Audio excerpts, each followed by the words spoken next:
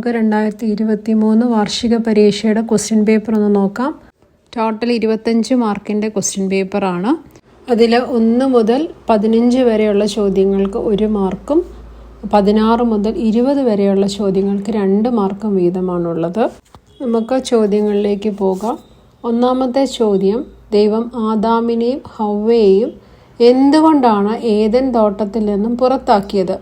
ദൈവം പറഞ്ഞത് അനുസരിക്കാതെ തോട്ടത്തിൻ്റെ നടുവിലെ പഴം പറിച്ചു തിന്നതുകൊണ്ടാണ് അവരെ പുറത്താക്കിയത്. രണ്ടാമത്തെ ചോദ്യം, വാക്യം പൂരിപ്പിക്കുക. ഹൃദയശുദ്ധിയുള്ളവർ ഭാഗ്യവാന്മാർ, അവർ ഡാഷ് കാണും. ഹൃദയശുദ്ധിയുള്ളവർ ഭാഗ്യവാന്മാർ, അവർ ദൈവത്തെ കാണും. ദൈവത്തെ എന്നുള്ളതാണ് അതിൻ്റെ ആൻസർ. മൂന്നാമത്തെ ചോദ്യം, യേശു ചെയ്ത ആദ്യത്തെ അത്ഭുത പ്രവൃത്തി എന്ത്?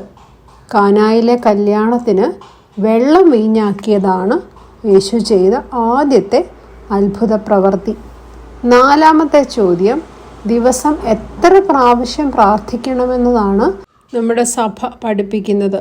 ദിവസം 7 പ്രാവശ്യം പ്രാർത്ഥിക്കണമെന്നതാണ് നമ്മുടെ സഭ പഠിപ്പിക്കുന്നത്. അടുത്ത ചോദ്യം, അഞ്ചാമത്തെ ചോദ്യം, വിശുദ്ധ കുറിയാക്കോസ് സഹദ എന്തുകൊണ്ടാണ് സഹദ എന്നറിയപ്പെടുന്നത്?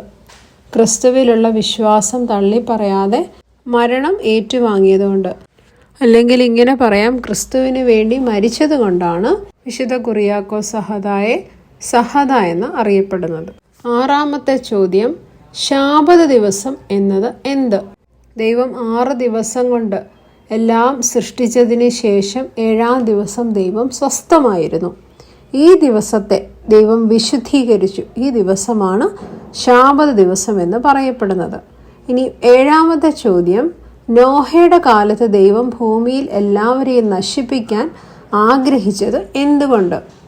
ജനങ്ങൾ ദുഷ്ടന്മാരും ദൈവത്തെ അനുസരിക്കാത്തവരുമായി ജീവിച്ചതുകൊണ്ടാണ് നോഹയുടെ കാലത്ത് ദൈവം ഭൂമിയിൽ എല്ലാവരെയും നശിപ്പിക്കുവാനായിട്ട് ആഗ്രഹിച്ചത്. 8ാമത്തെ ചോദ്യം, അബ്രഹാമിൻ്റെ വീട്ടിൽ അതിഥികളായി വന്ന 3 പേർ ആരായിരുന്നു? ദൈവദൂതന്മാരായിരുന്നു ആ 3 പേർ. അടുത്ത ചോദ്യം, ആട്ടിടയനായിരുന്ന ആളെ ദൈവം രാജാവാക്കി ഉയർത്തി. ആരാണ് ആ ആട്ടിടയൻ? ദാവീദാണ് ആ ആട്ടിടയൻ. 10ാമത്തെ ചോദ്യം, ക്രിസ്മസ് കാലത്ത് നാം വീടുകളിൽ നക്ഷത്രം തെളിയിക്കുന്നത് എന്തിനാണ്? യേശുവിൻ്റെ ജനന സമയത്ത് ആകാശത്തൊരു നക്ഷത്രം തെളിഞ്ഞു. ഈ നക്ഷത്രമായിരുന്നു വിദ്വാൻമാർക്ക് വഴികാട്ടിയായിരുന്നത്. ഈ നക്ഷത്രത്തെ അനുസ്മരിക്കുവാനായിട്ട്, ഈ നക്ഷത്രത്തെ ഓർക്കുവാനായിട്ടാണ് നമ്മളെല്ലാവരും ക്രിസ്മസ് കാലത്ത് വീട്ടിൽ സ്റ്റാർ തൂക്കുന്നത്. 11ാമത്തെ ചോദ്യം, ഏദൻ തോട്ടത്തിൻ്റെ നടുവിൽ നിന്ന് മരത്തിൻ്റെ പഴം ഹവ്വ കഴിക്കുവാൻ കാരണം എന്താണ്? സാത്താന് പാമ്പിൻ്റെ രൂപത്തിൽ വന്ന് നിർബന്ധിച്ചത് കൊണ്ടാണ് ഹവ്വ ആ പഴം കഴിച്ചത്. 12ാമത്തെ ചോദ്യം, യേശുവിനോട് സംസാരിക്കുവാൻ നമ്മെ സഹായിക്കുന്ന കാര്യങ്ങൾ എന്തൊക്കെയാണ്? പ്രാർത്ഥനയിലൂടെയും ആരാധനയിലൂടെയും ധ്യാനത്തിലൂടെയും ഒക്കെയാണ് യേശുവിനോട് നമുക്ക് സംസാരിക്കുവാനായിട്ട് സാധിക്കുക. ഇനി 13ാമത്തെ ചോദ്യം, യേശു മരിച്ചവരെ ഉയർപ്പിച്ചതിനൊരു ഉദാഹരണം പറയുക. ലാസറിനെ ഉയർപ്പിച്ചതാണ് യേശു മരിച്ചവരെ ഉയർപ്പിച്ചതിനുള്ള ഒരു ഉദാഹരണം. അടുത്ത ചോദ്യം, 14ാമത്തെ ചോദ്യം, രാജാവിനെ ആരാധിക്കുവാൻ തയ്യാറാകാത്തതിനാൽ സിംഹക്കുഴിയിൽ എറിയപ്പെട്ട വ്യക്തി ആര്? ദാനിയേലിനെയാണ് സിംഹക്കുഴിയിൽ എറിഞ്ഞത്. 15ാമത്തെ ചോദ്യം, ശിശു സഹോദരന്മാർ എന്ന് ആരെയാണ് വിശേഷിപ്പിക്കുന്നത്?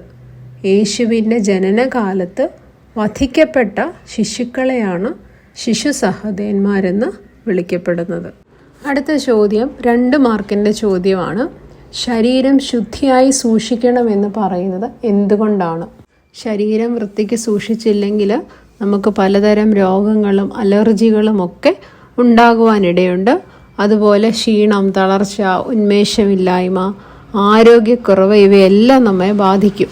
നമ്മൾ എന്നും രാവിലെ കുളിച്ച് നല്ല വൃത്തിയുള്ള വസ്ത്രമൊക്കെ ധരിച്ച് നടന്നാൽ നമുക്ക് നല്ല ഉന്മേഷവും ശക്തിയും ഒക്കെ ലഭിക്കുന്നു.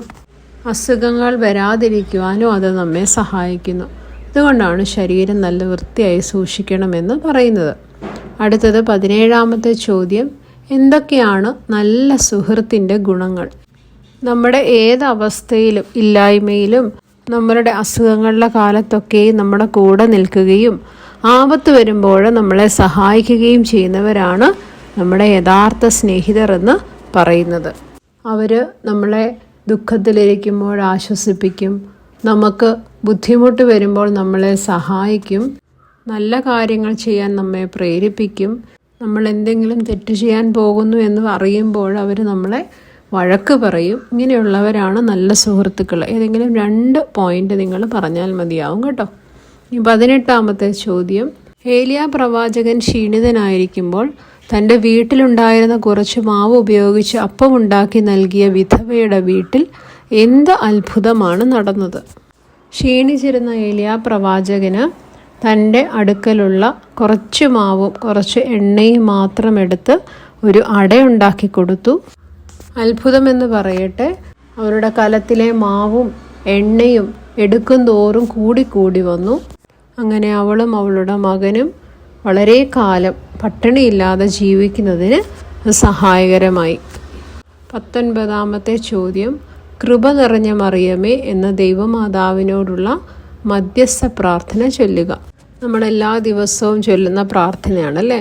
കൃപ നിറഞ്ഞ മറിയമേ, നിനക്ക് സമാധാനം, നമ്മുടെ കർത്താവ് നിന്നോടുകൂടെ, നീ സ്ത്രീകളിൽ അനുഗ്രഹിക്കപ്പെട്ടവളാകുന്നു, നിന്റെ ഉദരഫലമായ നമ്മുടെ കർത്താവ് യേശു മിശിഹ അനുഗ്രഹിക്കപ്പെട്ടവനാകുന്നു.